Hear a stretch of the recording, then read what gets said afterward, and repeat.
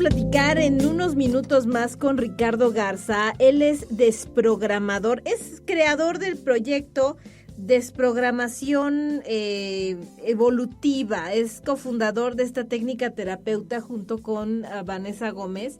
Él tiene una licenciatura en diplomacia e idiomas, maestría en administración de empresas y bueno, ahora se especializa en liberar emociones ocultas y patrones transgeneracionales.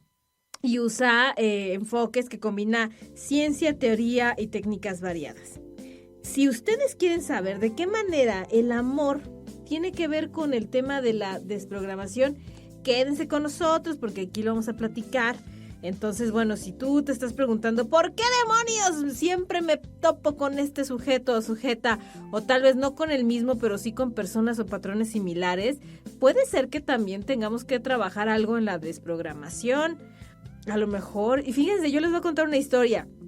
Yo tenía un compa, muy buen compa, que me decía que siempre, no voy a decir su nombre, ¿verdad? Pero es una persona muy conocida en la locución, que siempre se topaba con la misma tipología de mujer, que se las encontraba emproblemadísimas, regularmente con problemas con sus padres, sin redes de apoyo y pues prácticamente solas y además en la más profunda oscuridad y pobreza. Cuando él se las topaba, porque él me decía, es que yo neta no las busco, o sea, se me aparecen, ¿no? Y luego ya cuando me gustaban o ya salíamos, resulta que tenían prácticamente las mismas historias familiares. Entonces este chavo, pues como es un hombre muy exitoso, las ayudaba. Y entonces que ya les compraba esto, que les compraba aquello, pero que además les rentaba depa y además hacía esto y aquello, las ayudaba a estudiar. O sea, prácticamente mientras andaban con él, ellas incrementaban su nivel de vida. Una vez que ya estaban hechas y derechas y ya súper exitosas, lo dejaban. Y él quedaba con el corazón roto y no entendía por qué ni qué estaba haciendo mal para que eso sucediera. No le pasó con una, le pasaron como con 4 mujeres, pero prácticamente era un patrón que él tenía. Y decía, es que neta yo no sabía ni siquiera qué estaba haciendo, no es que yo fuera a buscarlas así a los lugares más paupérrimos, no, simplemente las conocía, me gustaban y ya cuando ya estábamos de que platicando y demás, es que fíjate que tengo esto, es que fíjate que aquello y mi familia. Y entonces una amiga nuestra en común le dijo, oye, ¿por qué no vas a constelaciones familiares? Y él dijo, ¿qué es eso? Y dijo, pues es que a lo mejor ahí te van a ayudar porque es que está rarísimo que te estés topando con el mismo patrón de gente y que no puedas salir de ahí. Y entonces él en las constelaciones fue y descubrió pues que tenía un tema familiar, un tema con su mamá y que de alguna manera todo eso que él estaba viviendo lo estaba replicando de familiares antepasados y de él y de circunstancias que habían vivido sus papás, su mamá específicamente. Y por eso es que él tenía como este sentido del héroe, que si no lo hacía consciente, iba a seguir encontrando el mismo patrón de mujeres, ¿no? Y tal vez ponle que te lo encuentras, pero ya no les ofreces lo mismo, ya no les das lo mismo, no dejas que tu amor sea el resolverles la vida o el tratarlas como un padre, que era lo que él hacía, tratar a las chicas como un papá, y luego ya cuando se iban, pues quedaba todo solo y triste porque ya las morras ya se le habían ido y él les había dedicado tiempo, dinero y esfuerzo. Gracias a él, porque yo también le decía, güey, es que estoy en la misma que tú. Porque no están para saberlo ni yo para contarlo. Pero yo era una pareja muy dadivosa. Yo llegué a comprarles autos a las personas con las que anduve. O sea, resolvía situaciones financieras de los varones en curso. Y hagan de cuenta que yo era como un sugar daddy, pero en mujer. Y entonces, ¿con qué tipo de hombres me encontraba? Pues con hombres que nada más me usaban económicamente y también socialmente, porque igual que este compa, también podía yo sacar de quién sabe dónde a un morro y yo le enseñaba lo que mi papá me había enseñado. Oye, espérate, no, así no se llama al mesero, se llama así. Oye, no, no se le hace no, así, mira, así. Y entonces ya cuando yo los dejaba todos convertidos y shineados, se iban con otras. Pues a lo mejor yo no soy clasista ni nada por el estilo, pero se iban con otras de 18 años, que obviamente pues yo ya estaba más arriba en edades, ¿no? Y por lo tanto en experiencias. Y entonces me dijo, ¿por qué no vas a trabajar esa parte? O sea, igual y te pasa lo que a mí y estamos enrolados en un montón de temas que ni siquiera hacemos consciente y después vas a ver que te vas a involucrar con tus parejas desde otro lugar. Y que voy, amigos, que voy a la terapia de las constelaciones familiares y que me topo con pared. De verdad, o sea, me encontré con historias de mi familia que yo ni sabía, con historias de mi papá y de mi mamá, o sea, cosas que yo decía, ¿qué? Y después entendí, porque aparte cuando yo fui a esa terapia me dejaron escoger como a muñequitas. Entonces, pero yo tenía los ojos cerrados. Entonces me decía la chava, saca a la muñeca que va a ser tu mamá. Entonces yo nada más así como del puro tacto escogí a mi mamá. No, pues saca al mono que va a ser tu papá, sácate a ti. Y entonces así saqué a toda mi familia y los tenía yo que acomodar conforme yo sintiera que tenían que ser acomodados, ¿no? Para esto, la muñeca que era mi mamá era una niña. Y la muñeca que según yo había elegido para mí era una señora adulta, mucho más grande de la edad que yo tenía en aquel momento cuando me fui a hacer esas terapias. Y mi papá también era un niño y entonces me dijo la señora, tú te sientes, o sea, tú corriges a tu mamá en todo, o sea, eres de las hijas de que, ay mamá, estás mal, esto no se hace así, se hace así. Y la verdad es que sí, o sea, yo tendía mucho a cuidar, a sobreproteger a mi mamá, a cuidarla muchísimo, que yo creo que todos los hijos hacemos eso con nuestros papás porque los amamos, pero una cosa es que yo te cuido, papá, porque sé que tú no te puedes cuidar, o sea, desde la soberbia de pensar que yo voy a cuidar a mi papá porque no sabe de la vida, o yo voy a cuidar a mi mamá porque no sabe de la vida. Y me dijo la señora con unas palabras que no voy a repetir porque son altisonantes, pero me dijo, ¿quién te crees tú para pensar que tu mamá que te lleva 30 y varios años de vida va a ser una mujer que no sabe de la vida y que tú sí, y hasta le vas a decir qué, cómo hacerle y cómo vivir? Y yo así de... Y me dijo, en la medida que tú no honres a tus padres, vas a repetir este tipo de situaciones con tus parejas y te vas a topar el mismo modus operandi de la gente y vas a decir, pero ¿por qué siempre me encuentro con estos sujetos que no tienen ni para cuándo, ni por dónde, ni cómo? Y entonces hasta que yo trabajé esa parte y me puse en mi lugar como hija, que fue a través de varias sesiones de terapia, fue cuando ya como que entendí la dinámica, ¿no? Y bueno, obviamente siempre seré muy protectora en términos económicos. O sea, no, sí soy una buena pareja, porque no soy de que, ay, cómprame esto. No, yo no, a mí de hecho tengo que trabajar el tema del recibimiento o del merecimiento porque a veces me cuesta mucho trabajo recibir cosas, no me gusta. Pero he tratado también como de dejarme un poquito llevar y ya no controlar tanto. Pues también yo entendía, pobres morros, ¿cómo no se iban a ir con unas morras más jóvenes que yo? Si yo era bien controladora, porque cuando uno da más económicamente, uno controla la relación. Entonces imagínense, si yo le pagaba coche al morro, pues yo lo controlaba como yo quería controlarlo. O sea, eso no es de a gratis. Tampoco es que yo haya sido la Madre Teresa de Calcuta. Si gracias a mí estrenó coche, él iba a hacer todo lo que yo quería que hiciera. Entonces, pues bueno, todo tiene su costo. Hay quienes aceptan y entonces a lo mejor las otras morritas no le daban nada, pero pues él podía controlar. Y por eso yo entiendo bastante que pues igual me hubieran puesto el cuerno porque tal vez yo era insufrible en esta soberbia que yo tenía. Pero bueno, un gusto en saludarte, Ricardo, ¿cómo estás? Hola, súper bien. Muchas gracias, muy contento por estar aquí contigo en tu espacio y feliz de poder saludar a tu público. Gracias a ti. Oye, Ricardo, pues bueno, para el público que no sepa de la desprogramación evolutiva, ya hemos platicado contigo en una ocasión anterior, pero ¿cómo podríamos explicar estas teorías que tú manejas, este conocimiento, estas técnicas?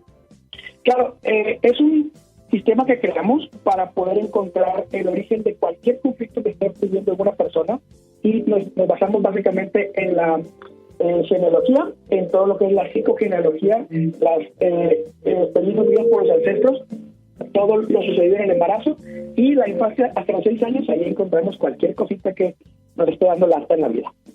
¿Cómo podríamos diferenciar la desprogramación de las constelaciones? Las constelaciones familiares lo que hacen es acomodar el árbol.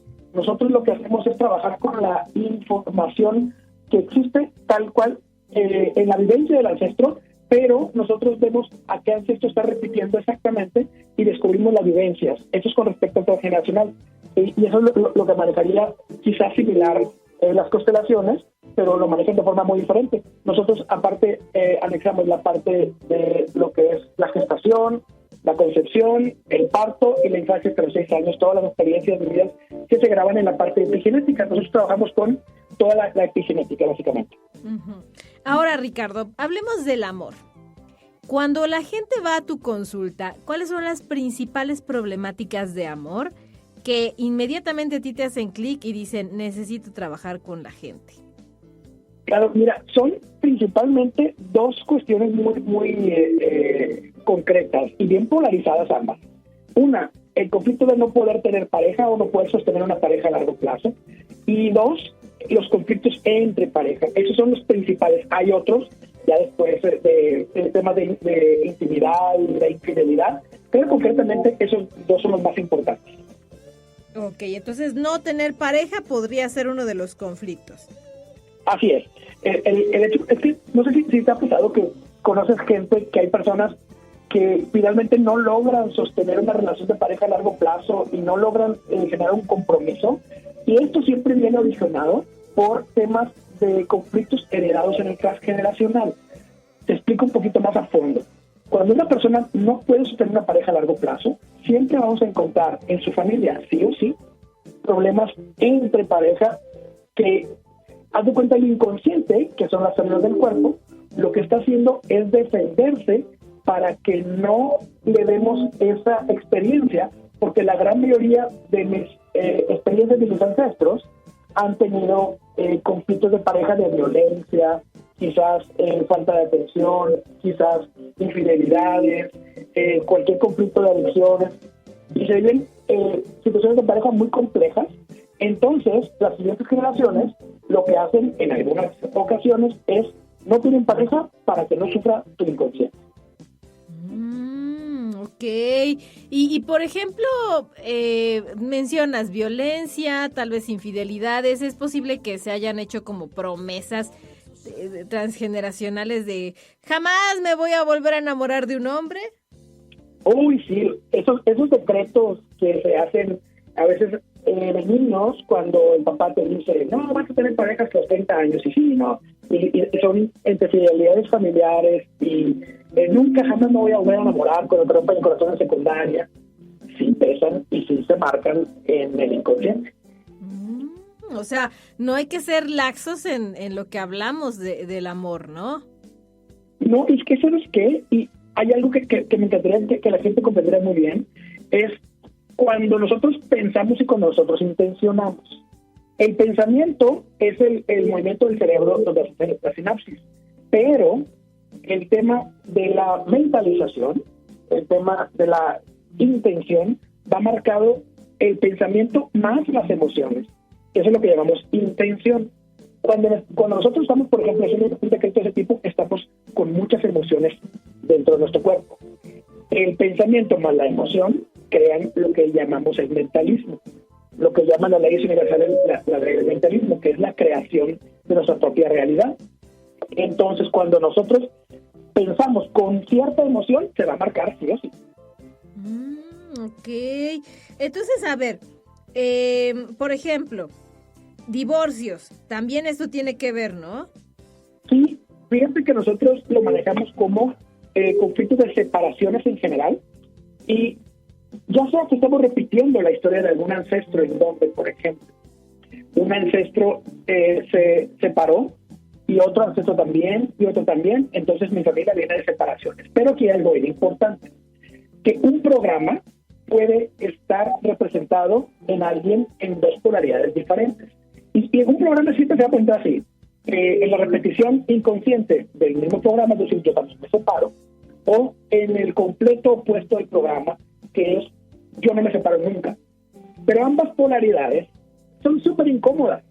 ¿Por qué? Porque la separación muchas veces yo no me quiero separar, pero me saboteo tanto que me separo, o me atraigo parejas con las que me vaya yo a separar, pero luego, cuando alguien tiene el programa en la polaridad opuesta, vamos a encontrar que nunca se va, y siempre vamos a encontrar la sobrepresencia. Haz de cuenta que es la polaridad de herida de abandono.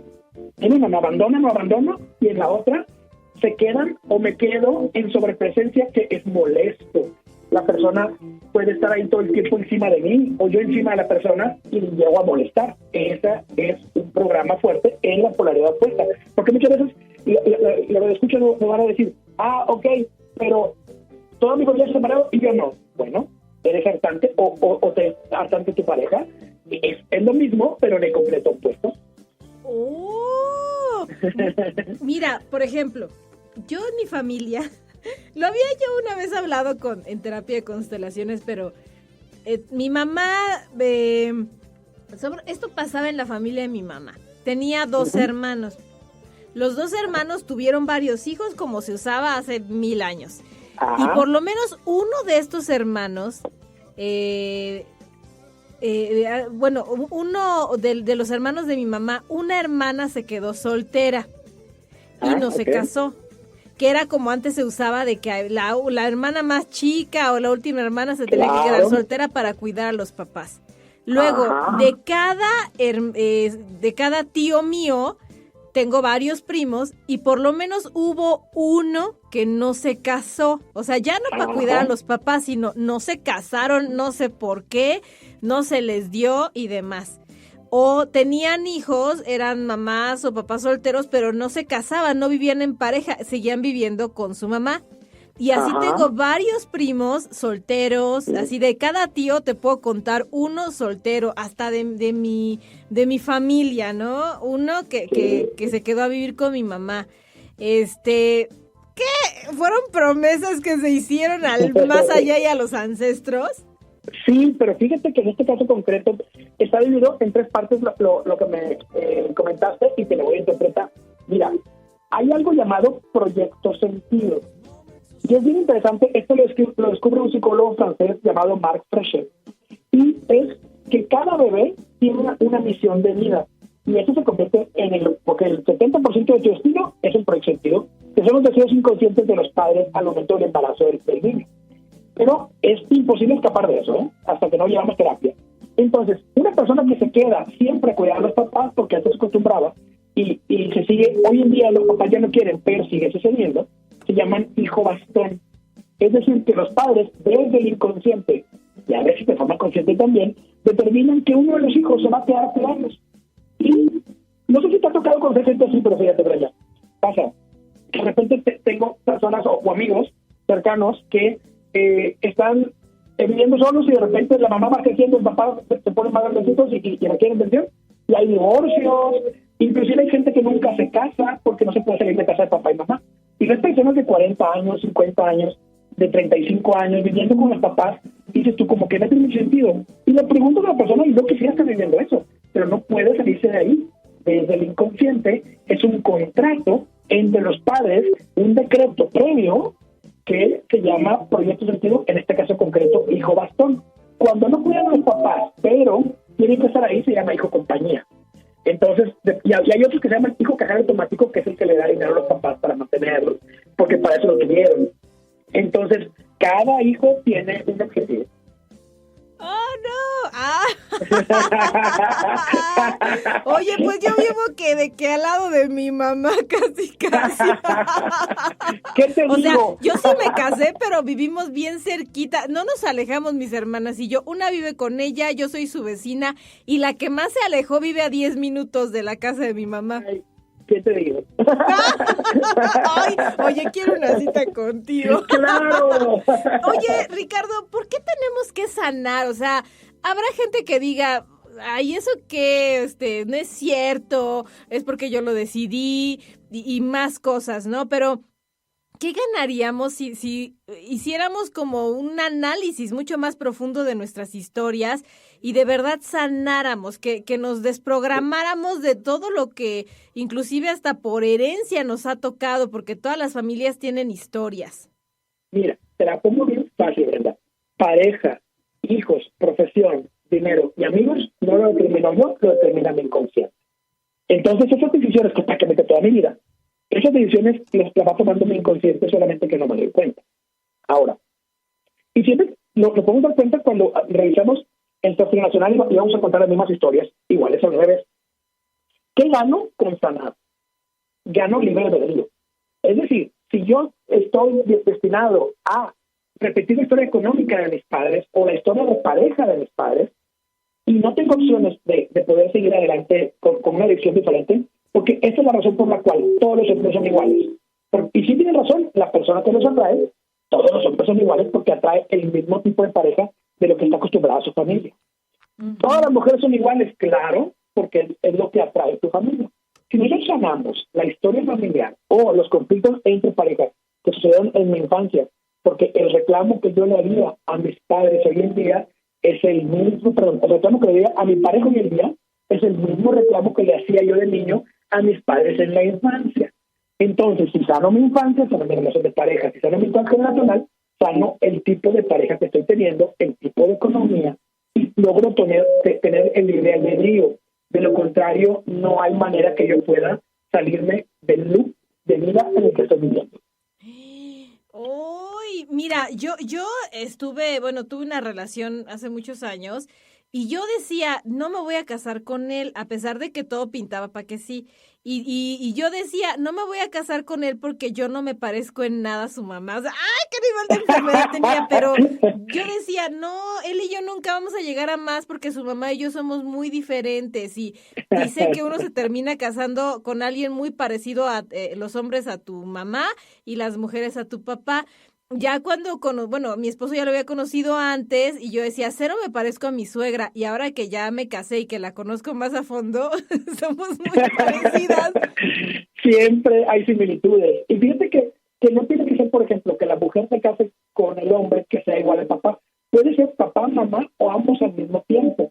Porque en realidad no es tanto el papá o la mamá, sino la información y las heridas que tengo. Ejemplo, si yo me caso con alguien y yo tengo herida de humillación y de abandono, entonces me voy a presentar enfrente de mí una pareja que me represente las mismas heridas, y quizás la de abandono me la hizo mi madre y la de humillación me la hizo mi padre. Entonces, la pareja pudiera representar a papá, mamá o ambos al mismo tiempo para que me estén representando las heridas y mi inconsciente pueda sanar. Ricardo, no hay parejas perfectas, porque todos así chambemos mucho y vayamos a terapia y busquemos estar deconstruidos, vamos a tener problemas, porque el ser humano en sí ha vivido historias problemáticas. Yo creo que ya las nuevas generaciones, como por ejemplo las de nuestros hijos, ya seremos padres que los mandemos al psicólogo, que estemos más conscientes de nuestro maternar o paternar y más cosas, ¿no? Pero en tu experiencia, cuando has trabajado con alguien estos temas de desprogramación, pues sobre todo de la pareja, ¿cuál ha sido los casos de éxito? Que a veces también cuesta mucho trabajo dejar ir lo conocido, ¿no? Sí, fíjate que justo acaba de darle el clavo. En muchas ocasiones hay conflictos de apego. Y el apego, cuando, por ejemplo, a mí no me tratan bien, no tengo yo buena relación con esta pareja y sigo súper enamorado, hay que revisar el apego porque va a ser papá, mamá o ambos. Entre mayor sea el parecido inconsciente de la información de la persona con la de mis padres, va a ser mayor el apego.